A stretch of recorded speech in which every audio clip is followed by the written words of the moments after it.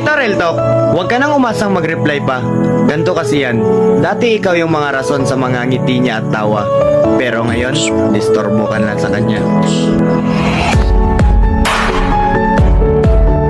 Sa letra ng P, Pilit kung kinakaya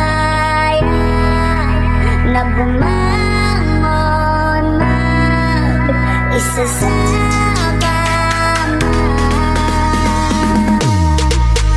Kahit ginawa ko ng tubig ang alak, di tumatama.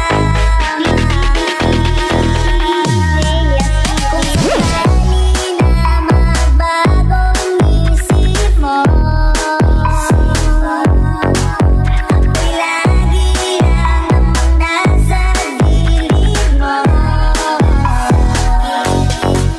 Kasama lang kahit na anong pilit ko, ako'y di mo nakikita.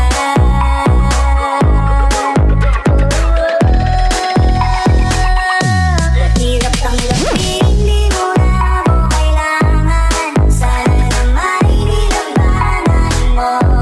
Anong nangyari sa tayo hanggang sa huli tuluyang makakalimutan na.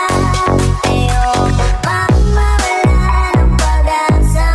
Ang mga mata mo'y masilayan ko.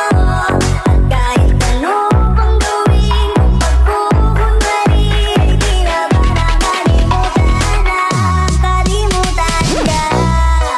Status ko ngayon, heto, palaboy-laboy na lang sa Facebook. Tapos, mayat maya pagala-gala na sa TikTok.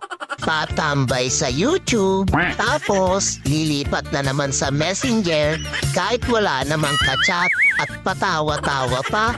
Parang yung nanonood. And I can't turn back now, 'cause you wrong.